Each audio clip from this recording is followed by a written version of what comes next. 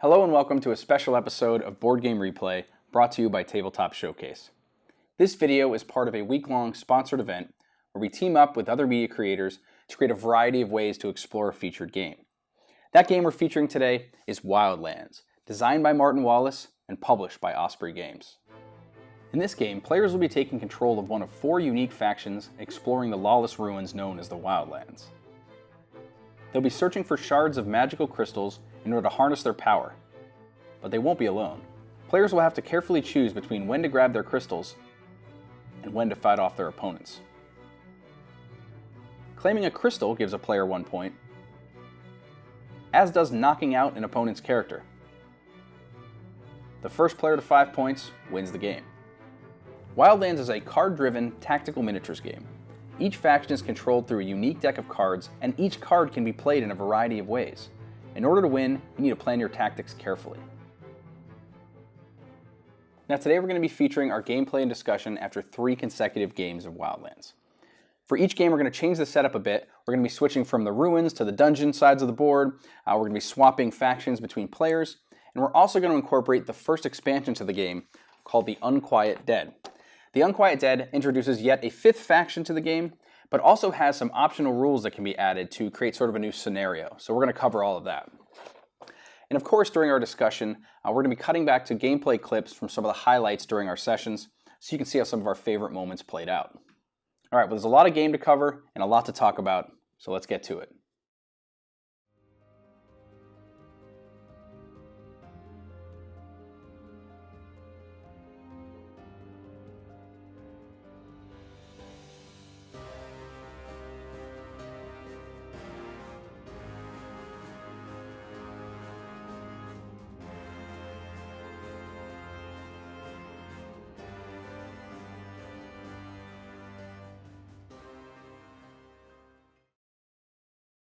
All right, so here we are coming off of our 3 consecutive games of Wildlands. We put a lot of this game just generally all around, but today for our filming, we filmed 3 games kind of all in a row consecutively just to keep the game fresh in our minds and to give sort of our best, our best impressions now that we've played the games like a lot kind of in rapid succession. So. And we played one with each variation, just the normal game, then we added someone playing as the Unquiet Dead, and then we used it as the add-on to the normal faction. Right, yeah. Yeah, so I think overall, our very first impressions of the game when we had tried it, now, whatever it was, several weeks ago, it was it's overwhelming to start. I don't think there's any other way to say it. I think it's overwhelming to start because just coming out of the gate, every card is used for so many different ways, like so many multi-use cards, and it has a bit of, I'd say halfway through your first game, you'll finally start to get a comfortable feel for what's going on. Yeah, or how to take actions. Right. Yeah. Well, I think it was a little overwhelming for me because to begin the game, you feel like you're making very important positions of like where, you decide where all your characters are going to start at the beginning of the game. Yeah. You don't really, the first couple times you play this game, you have no idea how that's really going to affect you. You may as well, and that's good advice. You may as well for your first game just take the map deck of cards and just shuffle it and just say, dude, pick 5 cards, assign it to your 5 guys, and go. Because you don't know enough about the game when you initially start for intelligently placing your characters. Yeah, it might make more sense and make it more even just to randomize it for everyone. Sure. Yeah. I didn't pay attention to most of the number placements when I first started. Just playing the game for the first time, I tried to bundle my characters together. I played with 5. Each faction has 5, except for the undead at least. But I tried to keep them together with one like randomly outlying. So when you drew the cards, I was like, oh, all right, well, I'll keep them together so they can defend. But that's sometimes the cards aren't actually in your favor, and you really, in order to do some damage or really hit somebody or to defend, you have to put away some cards. You can't just be like, oh, I can do 2 things with both these characters. Yeah. And that caused problems for me when I first started. And it wasn't until I played later, like throughout today, that when we played, where I was like, all right, I'm spreading my characters all over the place. Because that like I did what I needed here. There's no way I'm getting this dude across the board without a lot of effort. Like, that person's done. I'm working on here. And other people know that because there was times where I saw where you guys would pick up a gem and just go and be like, there's nothing nearby. That dude's a sitting duck. You may put some cards down to defend, but so placement later, I thought spreading out like that was a pretty good thing. Yeah, because it's hard to coordinate multiple of your own characters to attack anyway, because usually they're not perfectly in range or don't have line of sight, so you have to spend cards moving 2 people and attacking the 2 people. You're going to throw your whole hand away in one turn, which is not always a good idea. I wouldn't say never. Sometimes it's fine, but not something you want to do all the time. It's a tactical game at its heart, so you really want to roll with the proverbial punches. You don't strain your hand just because you had this idea of to do something. Kind of like, oh, I drew these cards. It is now more efficient for me to do this. Yeah, roll that's a great point. Roll with the hand that you have, not the hand that you want. Yeah, that's a great idea. Yeah, you can have a general strategy, and you mentioned this as we were placing even during these games today, this session. When you get your initial 10 map cards at the beginning, 5 of those are going to your characters, and 5 of them are going to your opponent's gem locations. Yeah. Paying attention to your opponent's gem locations is almost more important. Like, I think you make a good point about spreading your guys out, but you have to land somewhere in between spreading your guys out and setting yourself up all over the map and giving your opponent a bunch of super easy gimme gems. Yeah, I know I had some cards that were like right next to each other, but I figured if I put one of my guys here and then give him a gem, if he comes for it, I can spawn him on there and attack him. Yeah.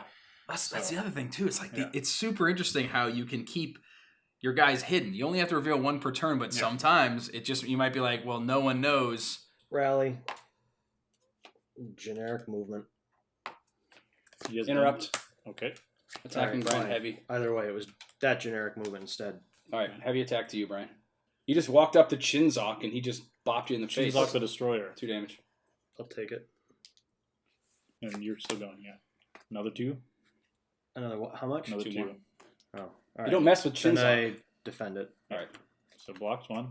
End of interruption. Back to Brian, unless anybody else is going to interrupt. Yeah. I am going to single shoot him. 1 damage coming. Hit me for 1. I'm going to spawn F-Fon at 25. Okay. Decent goal. And then I'm going to generically move him 1 forward to 22. Got it. Okay. And then I'm going to single shot with him against 21. Oof. Nice one. This is yours. Good shot. Good shot. Some clever card play there. Yeah. Bouncing around like that. Yeah, definitely heavy resource management because each card has so many different options. So the value, like if you use a double attack card, like someone that has double attack for a different character, but you use it for someone else to move, like is it worth moving that one character but losing your double attack? Yeah. We've spent a lot of time, we've analyzed these cards with the breakdown of our deck is awesome. It shows you exactly the number of melees, the exact number of defense, and all that other stuff. But it doesn't tell you how they lay out on the card and what they're combined Yeah, it with. doesn't say that, right? So you need to learn your faction. Everybody else needs to kind of learn your faction optimally. It's such a hard way to describe. It's almost like there's some luck elements with the draw and the placement and stuff. So it's like light-ish sometimes in that respect. Yeah. But as far as the game, it's a relatively medium weight game overall, I think. I think it evolves as you play. Yeah. It can even get heavy. Right. Because of all the thoughts and all the things you can roll around your head. Well, the cards change on not even on your turn, every other person's turn. Your card changes. Yep. So you have it was multiple times where I'd have to just redo everything in my hand because I'm looking to take down Isaac or Jeremy, and then one of them moves. I'm like, nope, I can't do those. Now I got to redo the symbols and see which ones I can do because you moved 1 space further, and now it's not worth spending the attack cards. Yeah, right. And it just, I remember going through. I think I had a time where it was at least 3 times I redid everything in my hand, and I ended up just moving because everybody spawned and moved, and I had no interrupts to be able to do anything. Yeah. Or you end up having to block something because one of your characters is going to die, but then it ruins the combo you had already thought of in your head. Right. So like, if you have to use the block for something else you were intending to use as another attack or movement. I can definitely say that I'm guilty of that, where someone's hitting me and I'm like, well, I really love that character. They're going to pound on me with like 2 heavy attacks. And I'm like, well, this one just has this has a global block. I'm going to throw it down. Yeah. And then like my turn begins, I'm like, oh, damn it, where'd that card go? Like, use it on that guy. Like, was it worth doing that? Yeah. There's so much push and pull in that. Like, do I let that guy go? Yeah, the global cards, like, whatever you call them. Yeah, that person just interrupted to move all the way to me and then throw down an attack card that's a heavy attack. They probably have a follow-up. And this character only has 2 health, and I only have 1 block. Do I just say, take it, and not give up that card? That's the ultimate struggle. I'm going to move my dude. Then I'm going to move my dude. Sword attack. Nope. Go ahead. It's a damage. Or shield, right? And then No shields. Hold on. Oh, no shield. Hold on. Interrupt. Oh. Move. Move. Melee to Brian. Oh. Hey, now. Chinzok doesn't mess around. He sees Oh, blood. it's the same thing. Yeah. So no, I died. That's it. Yes! Snagging that kill. Thanks, Jeremy. Soften him up for me. That's exactly what I needed. Moira's not how a much fan. health does he have, man? Double attack to you. Oh! That is a problem. That's going to be a problem. I'll take 2. Single attack. You didn't have anything. Thank you. Oh, man. I went all out for that one. Thank Damn. All right. Wow. Thank you. That was a great turn, guys. That was good. There's so much to weigh differently. Yeah, this will save this one character, but I'll also lose this. And yeah, there's also a chance they're just going to attack again and spend another card. But then Cards the are other like thing- your lifeblood, too. Yeah. You can't So do like, anything. and you think of, so you and me and Isaac fought over here, but like I could let him use all his cards, then wait for my turn and attack him over here, because he already used up all his cards or something. There's just so much kind of going on all the time. It's Took tough a to lot keep track.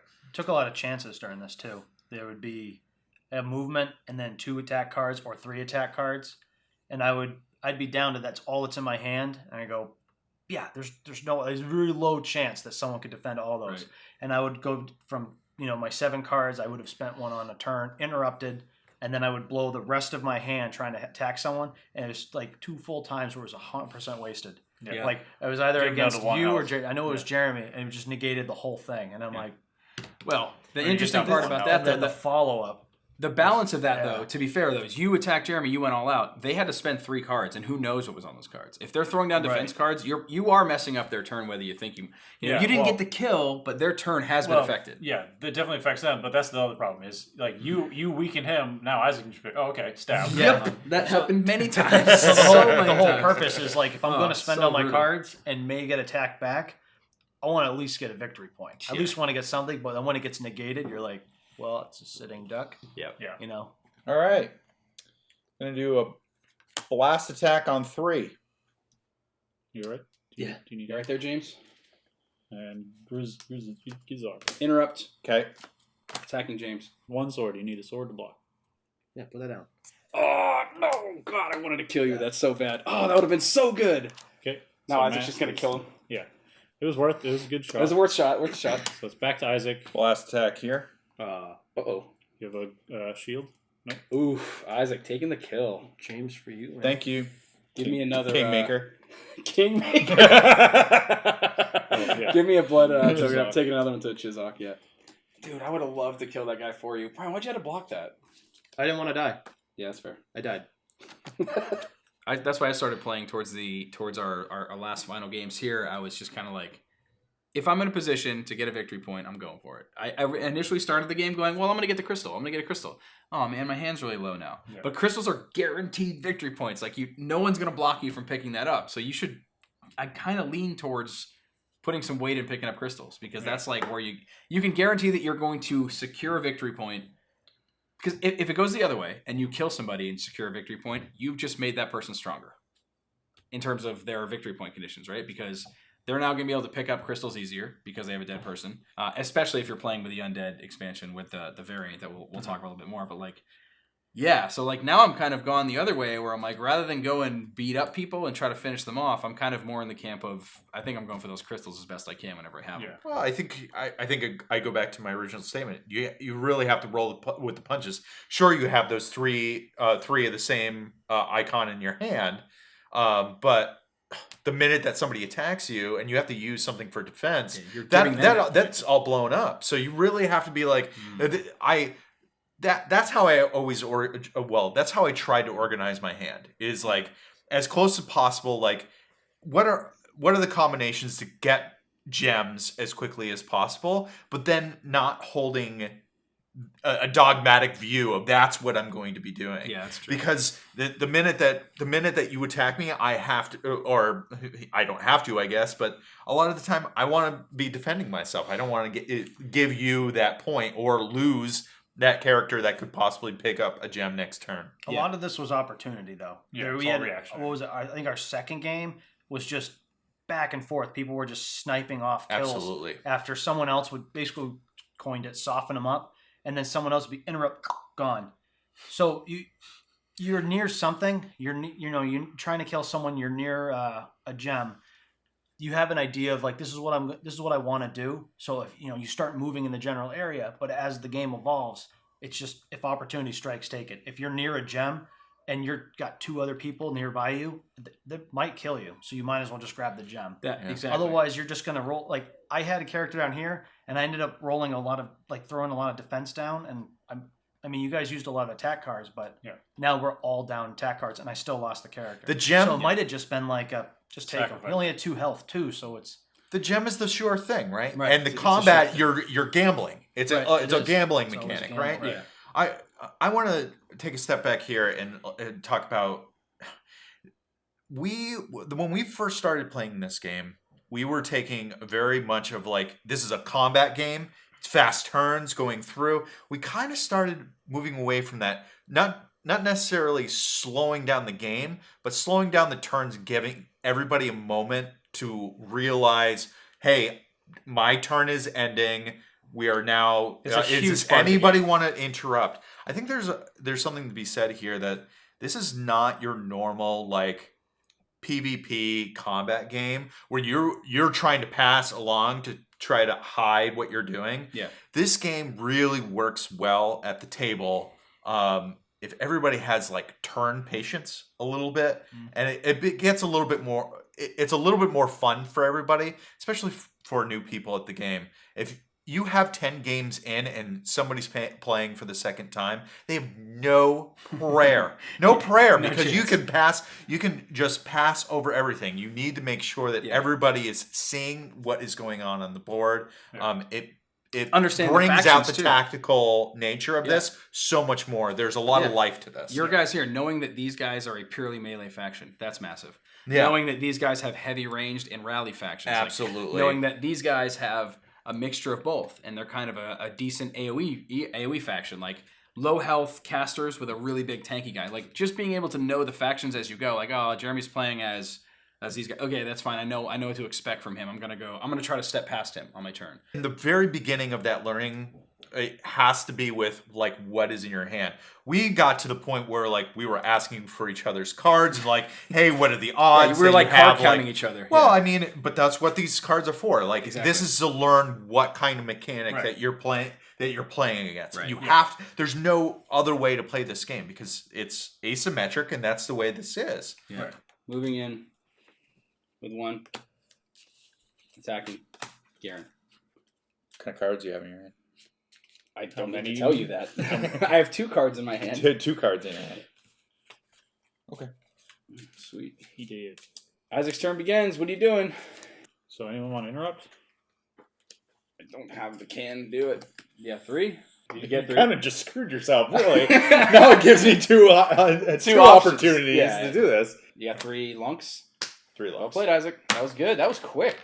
Like if you're looking to kill someone with ranged, and it's the guy who only has 1 defense, that's different than the guy who has 4 defense cards. Like 100%. You have a much higher chance of hitting the guy with way less cards. I mean, there are the wild, like non-character based cards too, so you can't really account for those. But you're just playing your odds, right? Yeah. So. Yeah.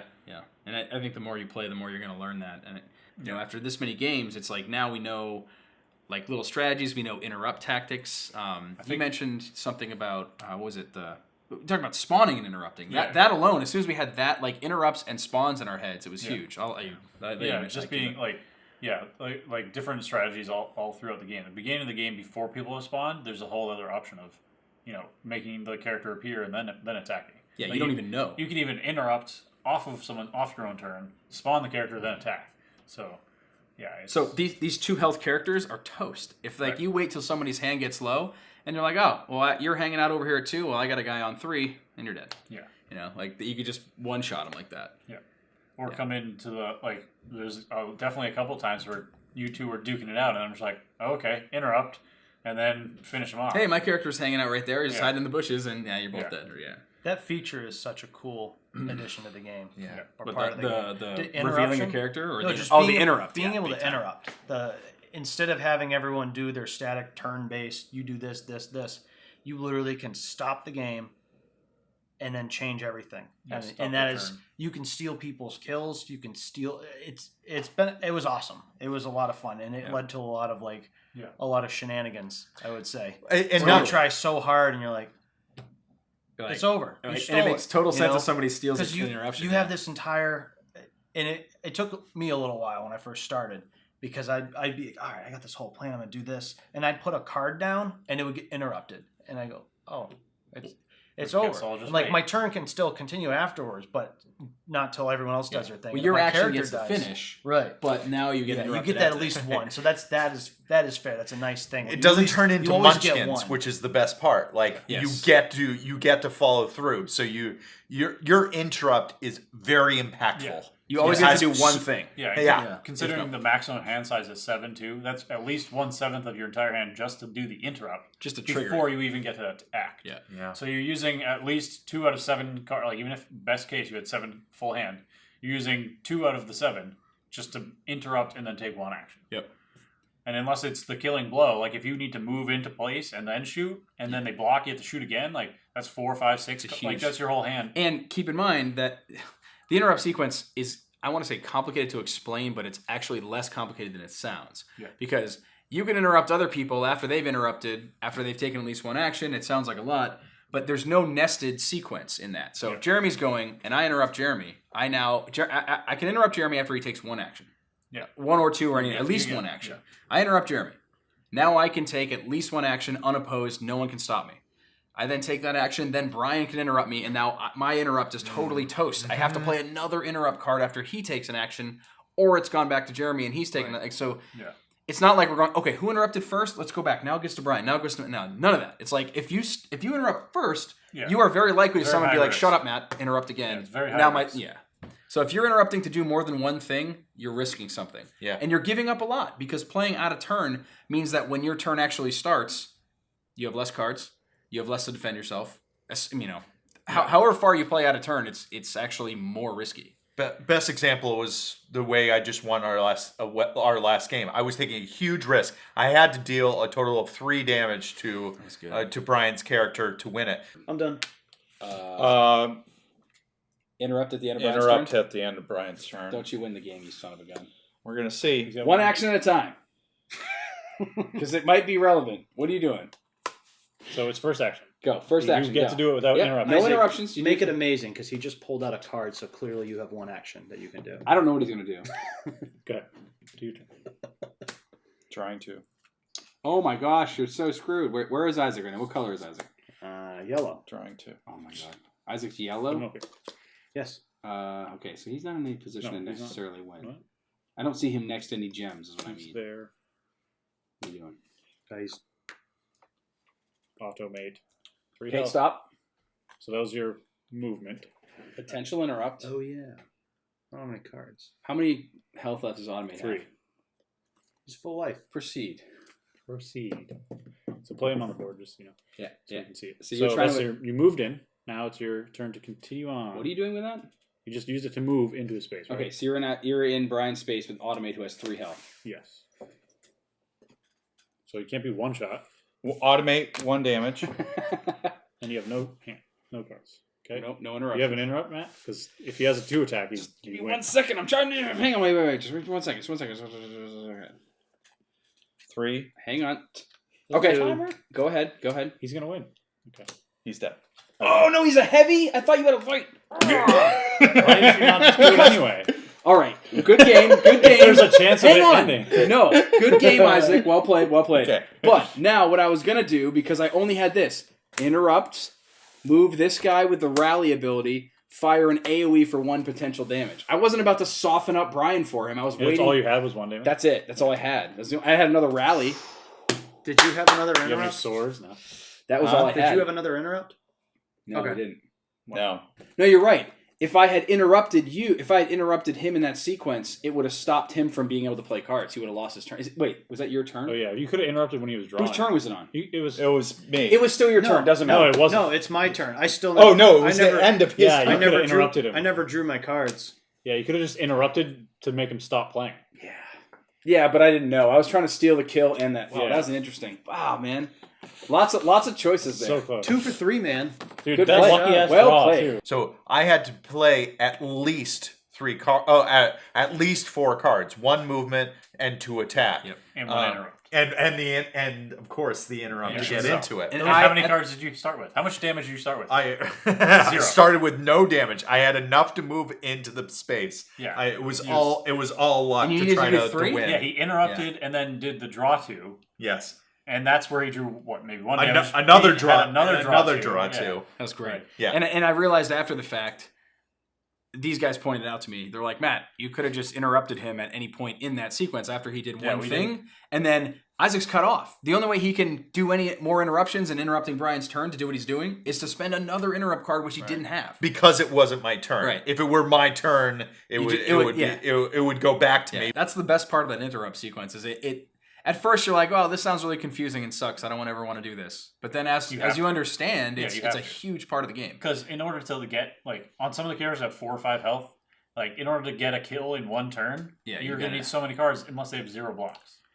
It livens up the combat mechanism of the game. Otherwise, you're really just walking into somebody else's space and just whack and hitting them over the head. Yeah. This really livens up and creates those intense moments. It adds a bit of that. Not you'd call it kind of random because it's random to you, but not to the person who's playing cards. Sure. Right. While there's a bit of a There's kind only of a few random lightishness to it, actions, but there's a lot to consider too. It's like complexity is like I think the definition of it is like lots of options and possibilities to consider.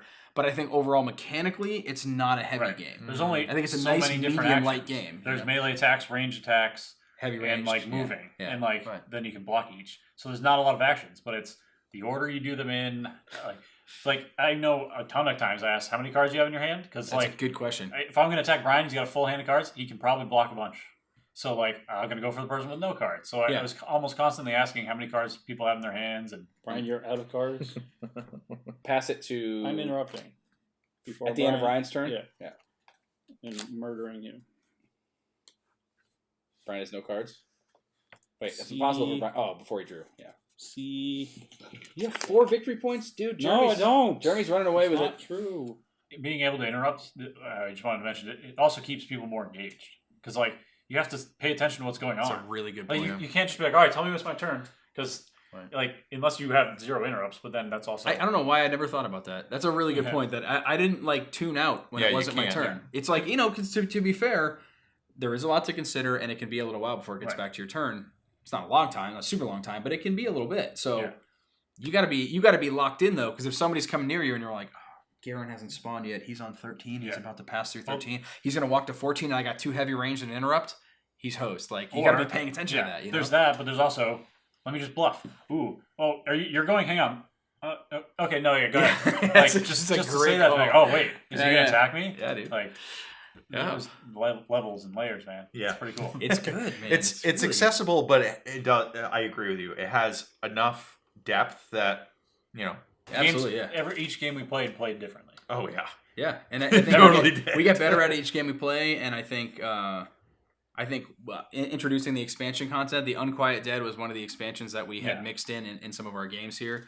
Well, that added variation. It didn't change our strategies, though, right? Because we're still learning. Like I played them this time, and the only thing I did, like, it was new, is like not knowing the card layout. And like we play with the other factions so much, we're a little bit more familiar with like, okay, that's the melee only guys. Those are the ranged heavy, where the undead are totally different. 50-50 split in terms of melee and range. They have no fully wild cards. Their wild actions are built into the other normal cards. Yeah. So they're a lot slower moving, but you have more options. There's less like pigeonhole where like this action only works for this character. Yes.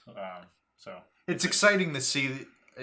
You know, everybody kind of complains about DLC and stuff like that, and like expansions and stuff like that. It's actually exciting to see that this game has it's it's easy enough to be adding content to a game that you can establish keep the base game, learning over time. It livens it up a lot because the zombies are not like any of the others that are out here. They play very different. It's not just another faction that's plays a different layout of cards. It's you control your actions. There's only 2 symbols. Like each character has their own symbol. There's only 2 symbols, and it's either melee based or range based.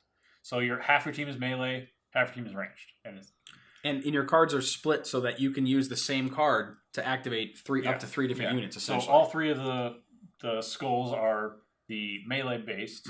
No, wait, the skulls are the range based. Sorry, and then the hand are the melee based. So not only is this undead faction another playable faction, so you have an extra character to play, and then, like as Jeremy mentioned, different activations on each type of character, but there's also a variant mode that you can play now that you have these miniatures, where every time a character dies, it's replaced with one of these zombies, and then players can use cards from their own dead characters to take those actions that are printed on those dead character cards as these zombies. So like you don't get victory points for doing it, but you can control these neutral faction characters and essentially like soften up targets or kill targets or deny kills. Right. And if you see someone about to pick up a gem, you can finish them off. Yeah. That was actually pretty cool. That was good. And for the first few times they popped up, we didn't utilize them. We just assumed, wow, we don't need them. Or I'm just not going to go near the space, or nobody's going to want to hit them. But as the game went on and more people were dying, or like more and more opportunities came up where you're like, oh man, I can't get my gem, but I have all these cards and 3 dead characters, and then you would just wallop somebody with a zombie. Yeah. And even if you killed them and you didn't get the victory point, you weren't even close to them, but you stopped someone else from hopping in. Yeah. Right. But that's where the interrupt could possibly come in. So that's there's still a gamble. You can't always do that without someone stopping you. Right. But that effect is pretty awesome to be able to have them in here like that. Yeah. One thing I do like is that. At least early on, the only people that can control them are people who have dead characters. So usually when you have a dead character, that's kind of being behind.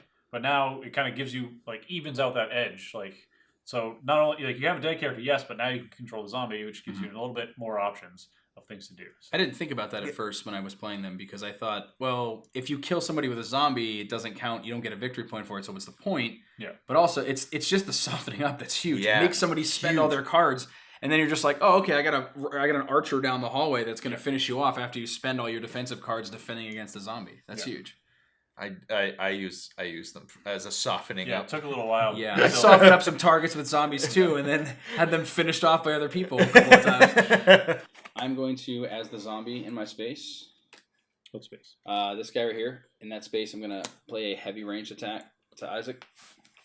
You need a sword to block it. No, heavy shield. range I'm is sorry, shield. Shield only. Because you're not in a cover space. Soften you up. I'm going to play a ranged attack with a fan to you, Isaac. Ooh, from right here? Yep. Interrupt. Ooh, what you doing? My witch right here is doing AoE blast to that space. I don't think you can't. No, you actually can do that because you're doing an area of effect. The area of effect is one space to an adjacent space. It does not require line of sight. So you're like throwing a grenade in there essentially. So it's a AoE which is shield only, not Yes. If you have a shield card, you can do it. go shield. Oh, Yeah, man. Wow. And the zombie takes 1 damage, Yes, he does. So and go you ahead. spawn a new zombie. Yes, on So that same space. Swordsman takes that. Swordsman takes that, and then there's another one there. Wow. What is this guy's name? Brains. Guard is his name. Guard. It's tough in the beginning of that because there's a couple people that died and had a couple zombies on the board, and I had nobody dead. Right. So You for can't people use that it. don't have anyone dead, that gets tough because then you might have just removed somebody, but now there's still a character on the board that person can still use cards to stop you. Yep. Right. Or you hit go you. in and melee them, yeah. And now your turn's over, so they're going to go again. And if they want to play those, you have to deal with it. So that's like the kind of the trade-off. Yeah, there's one where there's 3 of us in the space, right? So I think I interrupted, went in, finished the kill, but then Isaac just used that to use the zombie to punch me right back. And like, Brian did that to me where I moved an undead character into a space, fired at that character, and then Brian just stepped in and denied my kill. All right, I was originally going to use this guy, which is why I moved him, but I'm going to use her as a heavy attack because I couldn't heavy attack here through the cover. So I'm going to just use a heavy attack as that undead character to Isaac, In the same space. who is full health but has a total of 5. Yeah, so you can still use cover, even though it's in the same Because you're in a cover You can space. find something to hide behind. Or Ooh, 2 damage. 2 to Shizak. Let's see what you got. Another heavy attack from the Grudge Girl.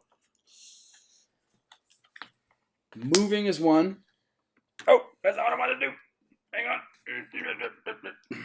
Hang on, let me think about this. I may have overplayed my hand. Do I want to do that, actually? That will let me move him 1, 2. Important footnote. Yeah. You got to pay attention to your cards, because I saw the double damage to deal 5 to him, but I forgot I wasn't going to be able to use this to move him twice to get in there and do the other thing I was planning to do. I will do this, however. I will move him 1 to here.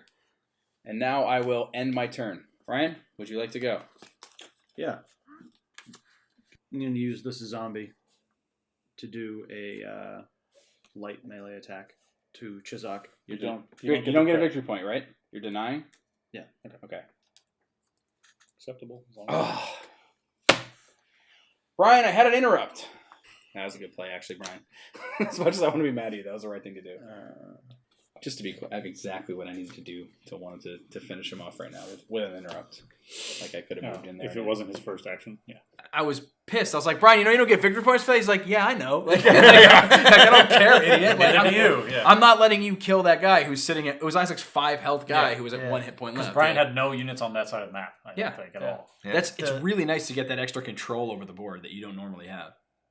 Well, I mean, so there's dual use for dead character cards, so you can use them as a capture mechanism for gems. That's the built-in. That's sort of the built-in catch-up mechanism. Yeah, that's the built-in. But then it gives it a dual use. It allows you to have management on a part of the board that you might not necessarily have any control over, or just that extra 1 attack card you need to finish someone off, right? So like say someone has 3 health and you only have 3 attack. Oh, but I have 1 extra attack from this dead character. Use that one, hit him once, and then finish him off with your actual character. Yeah. It was a really good idea to have it done that way, where you get to utilize those dead characters a bit like abilities on their cards. Because before, like you said before, like if you had 3 characters down and you aren't playing with them, you got 3 symbols that aren't doing anything, and then you have to just bank. You go big gem. Yeah, big you gem. got to bank on trying to get the symbols just to generically move the last 2 characters over. I mean, yeah, you're going to get the gem because you likely have all those symbols, but you're very limited in what you can do because you have to get those symbols for those last 2 characters. Yeah. But now you can just use things to move zombies and smash people or clear the area for yourself. Yep. So I like the addition with that. That being said, we've seen, I don't know a lot about it, so I can't speak a ton to it, but they do intend to support this game kind of down the long road. There is this, obviously, the Undead expansion coming out right after the base game. And then there is another one that is sort of like some new PvE type, co-op-y type mode that's coming out. I can't speak too much of it. I don't know all the details. I know, but it seems like they are going to support it with additional factions as well as new NPC type game modes like this. Yeah, whether it's cooperative or PvP or whatever. Yeah, and you can easily add like more stuff. Like even a new board would be cool. Sure. Because there's already 2 sides to this board, which are 2 very different gameplay styles. This one's like a bigger open field. The other one's more narrow hallways. So they played totally differently each time. Yeah, so the one thing that it just takes a while to get used to, and I don't know if there's any quick solution, but it's when you're analyzing your turn, you can kind of get stuck in the loop of, all right, so if I want to use this character, these are all my options. Oh, but if I want to use this character, that eliminates this option for the other characters. So it's kind of hard to like see all your options in cards in your hand, because like if you organize them by the symbol, now you don't you're not organizing them by like you can organize you can organize it by the axe symbols, but then these ones aren't like but then I also have these 2 together, and like the multi-use cards are sort of a blessing and a curse in terms of the overall like it's good understanding sort of as you go. Like you really it takes a lot to learn. Cool. I'm not saying it's bad. It's just I think it adds a little more you call it analysis paralysis to some amount, because you have to like if you sit there like let me see what all my options are. I could do this, but I could also do this, and then you go, okay, so if I use this character to attack that guy, I'm attacking Brian. Brian, how many cards do you have in your hand? You have 7? Probably don't want to attack that guy. Like, there's just so much to think about. It's good, but it also adds a lot of thinking. Yep, I agree with that. Totally. The last thing I'll say, we've covered most of the way we've played this has been 4 players, and we've played a good amount with 3 players as well. And I played 1 or 2 2-player games. Mostly the 4-player count is certainly my preferred way to play. I like the It's board faster being paced. full. There's a lot more. It's Sure. filled. And All there's more but 2 people. spaces are used. Board is Right. filled, which is very important. Yeah. I think. But I think with 3 that when we played it's still a tight game. Yep. Yeah, 3 was good. A little slower, but it was Yep. because you weren't right on top of each other. Sure. But it changes the dynamic. I think it was good. But you are a bit more crystal hungry in those games. So you do find yourself picking up more of I keep saying crystals, gems, whatever. But you do tend to pick up more crystals and gems, and in the 2-player game, it's almost even more like that, where the crystals are almost the primary focus, and then you try to interrupt as best you can, in between. Because it's a duel, and there's no downtime between your turn and the next turn, right? Yeah. So like with the 4-player, you go once, then it's 3 other turns, possible interrupts in there. Yeah. So there's a lot before you get to go again versus 2 and 3-player. Interrupts become kind of an interesting play because you're watching people drain their hands on everybody else that is either for defense or whatever interrupts they may have played. It's a different different atmosphere of the game. World, Yeah. Pretty cool stuff. I mean, I like the multiple player counts. Again, I would always lean towards 4 because I like I want the board filled. I want the chaos. I want as many targets as possible. But I was surprised that it plays well at all player counts. I felt like it was a different style of game, but it's the same core things happening. But you do have to shape your play style to the number of players, no question about it. Yeah. All right, so that'll do it for our coverage here of Wildlands from Osprey Games, brought to you by Tabletop Showcase. Thank you very much for watching. Hopefully our discussion here and our gameplay clips has given you a pretty good feel for the game and how it plays with a group. And in the coming week, we're going to be putting out some the full video clips of the gameplay sessions we've had here today, so stay tuned for that next week. In addition, please check out the other videos from Tabletop Showcase for the rest of the week, as well as the previous ones, and you can see all of that in the description or at tabletopshowcase.com. Thanks very much. We'll catch you next time. All right, so I want to say thank you again very much for watching. We certainly appreciate it. We hope you'll check out the other videos over at tabletopshowcase.com. In addition, I also mentioned at the end of our discussion that we'll be posting the full gameplay videos from our 3 sessions today. And while we're going to be putting those public next week, you can actually view those right now if you follow the links in the description of this video. All right, thanks again. See you later.